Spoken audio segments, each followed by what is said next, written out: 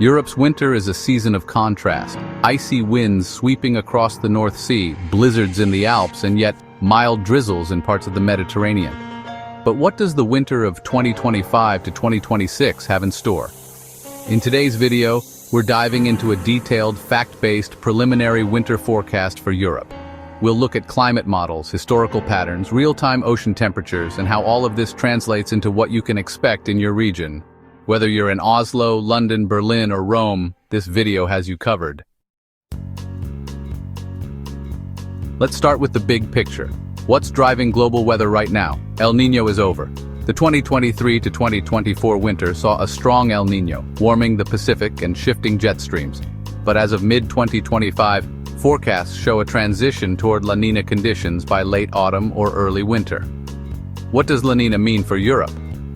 Historically, La Niña winters tend to bring colder than average conditions across parts of northern and eastern Europe, while southern Europe, especially areas like Spain and Italy, may experience drier and milder conditions. Arctic Oscillation and North Atlantic Oscillation will also be key players.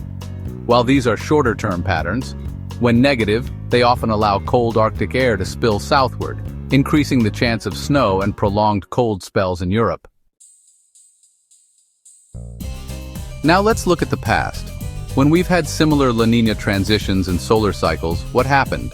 Winter 2009 to 2010 saw major snowfall and cold outbreaks across the UK and Central Europe. 2017 to 2018 brought the infamous beast from the east, driven by a sudden stratospheric warming event, a wild card that could appear again. These winters teach us a crucial lesson. Europe can swing between mild and brutal winters based on how stratospheric warming, polar vortex stability, and Atlantic jet stream patterns interact. And guess what? Some of these same signals are already forming in 2025.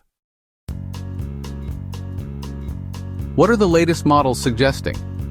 Well, as of May 2025, the European Center for Medium-Range Weather Forecasts and NOAA's seasonal models are predicting above-average precipitation in Western and Northern Europe, including the UK, Ireland, and Scandinavia, suggesting increased storm activity and potential snowfall.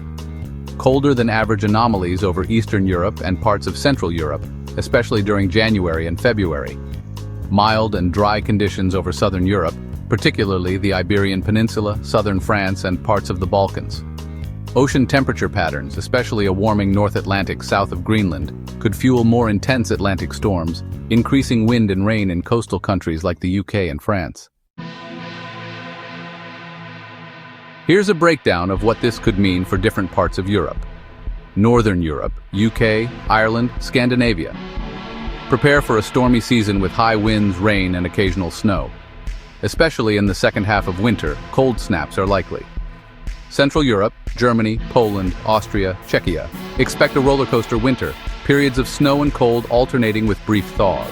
Watch for a sharp cold spell in late January. Eastern Europe, Ukraine, Romania, Baltics. Models point to colder than average conditions with several snow events and extended frost periods. Southern Europe, Spain, Italy, Greece. A relatively mild and dry winter is likely, especially December through February. However, dry winters can increase drought risks heading into spring. The Alps mixed signals. Early snow could come in December, but mid-season thaws may impact snowpack. Late winter looks colder again, potentially extending the ski season into April. It's important to remember, seasonal forecasts are probabilities, not promises.